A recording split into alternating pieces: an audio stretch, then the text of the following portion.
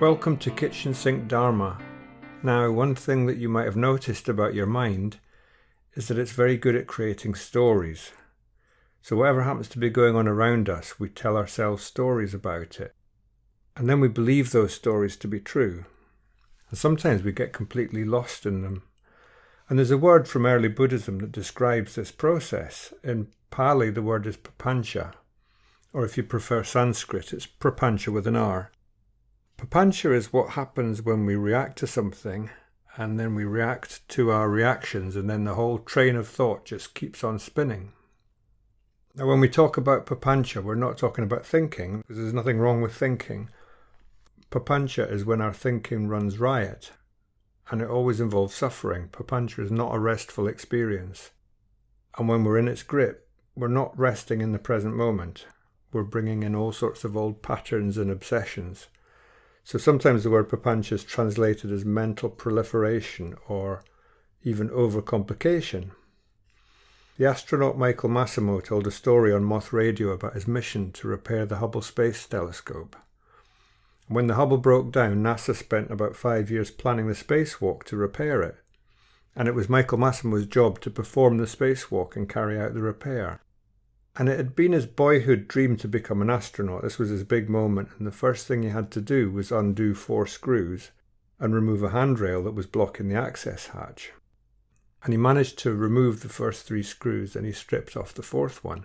And he describes what was going on in his mind. He says, this was going to be my legacy, that my children and my grandchildren would read in their classrooms.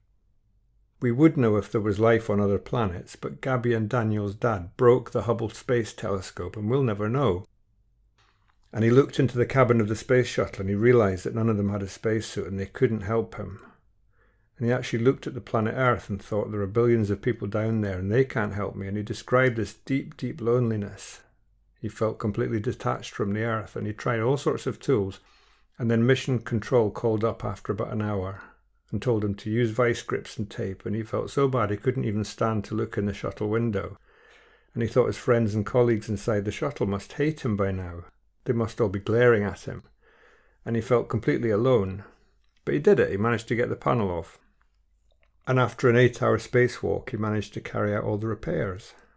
And a few days later he got back, and his wife told him what was actually going on for real. She said, listening to him on the NASA Space Channel, she could tell how sad he was.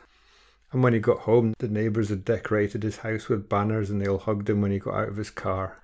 And there was a return ceremony the next day, and all the people at the control centre were there telling about how they'd been running around like crazy while the team figured out what to do.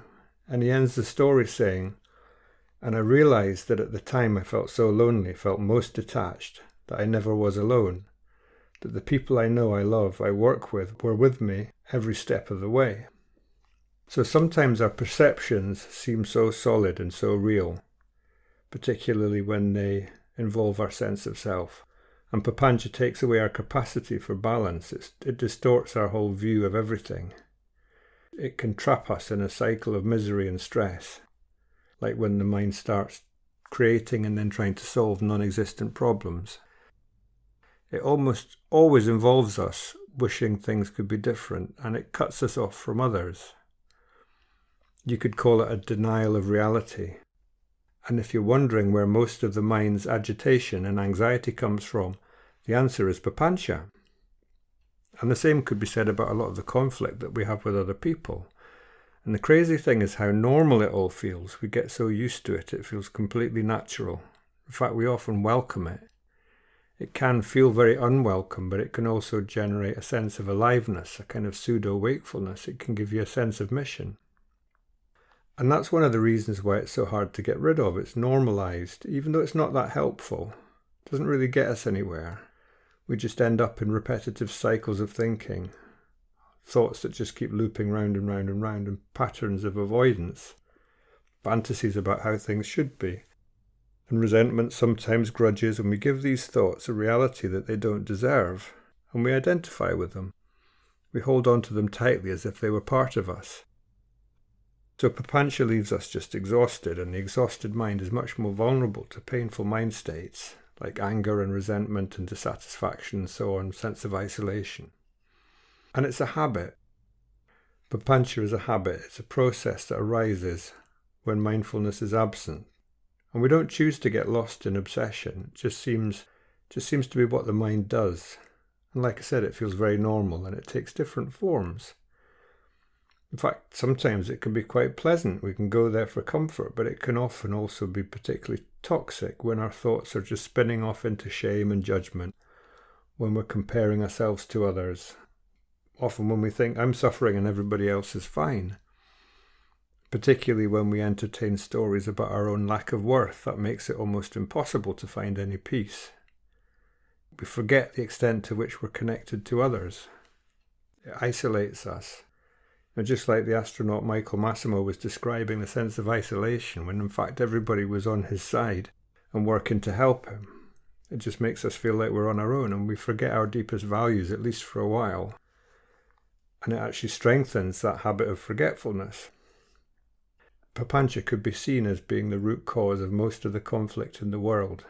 And it's behind the polarization and resentment that we see a lot in our political discourse at the moment. And it's partly because of the degree to which we identify with it. People tend to think if someone is having a go at my beliefs, then they're attacking me. So just to be clear, I'm not talking about something that's completely benign and harmless. We do this to our detriment. And underlying this habit of mind are two things that Buddhists talk about a lot, and that's craving and aversion. So wanting what we don't have and not wanting what we have. So wishing things were different, in other words, refusing to embrace the reality of each arising moment. And Buddhist teaching doesn't really stop there, it goes further, it digs a little bit deeper. And we're taught that the root of all of our craving and aversion is confusion. And the Pali word is avidya. It's often translated as ignorance, but sometimes as delusion. I prefer the word confusion because it's a bit less judgmental. We're just confused. We avoid reality. It's not our fault that we're confused. And all the causes and conditions that made us what we are, our evolution, our upbringing, the environment, the culture that we live in, and so on, all these things leave us confused, so that we end up in an endless cycle of just wanting things, just wishing things were different. The American poet Dorothy Parker described it beautifully in a short poem called On Being a Woman. And she wrote, "Why is it when I'm in Rome, I'd give an eye to be at home, but when on native earth I be, my soul is sick for Italy? Why with you, my love, my lord, am I spectacularly bored? Yet do you up and leave me then? I scream to have you back again." Now I realise it's probably starting to sound like we're completely helpless, but of course there are ways out of this, fortunately for us. There have always been spiritual seekers, mystics, philosophers, people who've been willing to look at their inner experience and examine and question their assumptions, people who've been willing to step back and look at things differently and explore ways of waking up. And some of these people left us signs, maps if you like, to guide us through the whole forest of the mind. One of those maps is insight meditation. It's one of those paths, and it's based on the earliest Buddhist teachings. And it teaches us mindfulness, it teaches us friendliness and compassion. And in practicing this, we're committed to examining our whole lived experience through the body. The whole experience of mindfulness starts with the body. And we cultivate peace and stillness, and so we meditate. Sometimes when we meditate, we experience papancha, we experience the mind rolling out of control, and a thought arises, and then before we know it, the mind's completely lost in craving, aversion, confusion. But instead of feeding it further, by judging ourselves or just letting rip with it, we just pause. We know what's going on, we know it for what it is. And we examine what's going on and we ask ourselves whether all of this is really real. Whether this thought that I've created, this story, is actually the truth. And we allow our attention to drop into the body. And we do this over and over, we do it, that's the practice. Our overthinking might not stop straight away, but at least there's some awareness now. So if you're trying to meditate and you notice that you're lost in repetitive thinking, it's not something to worry about. It's a perfect opportunity to learn and grow. And the instruction is simply to recognize without judgment that this is what's going on. This is papancha, if you like, if you want to call it that. This is obsessive rumination. This is what it is, and this is what it feels like in the body. And there's agitation. And that agitation is arisen. And like everything, it'll pass. Gradually it loses its grip. And that papancha, that rumination, can be softened. It can be declawed. Its power over us can be greatly reduced. And the way we do this is through mindfulness. So instead of imposing our self-referential story on everything that we encounter, mindfulness allows us to know things just as they actually are. So we can slow down and we can begin to receive the world just as it is. And mindfulness teaches us that our story about a person isn't that person. It's just our image of that person. And it brings us back to hearing a sound is simply a sound. And it starts to sever that link between perception and our habits of craving and aversion, of irritation, of desire, of just wanting things to be different all the time. And it frees us up to experience the world as it is in all of its raw beauty. So that's this week's episode of Kitchen Sink Dharma, and thank you for listening.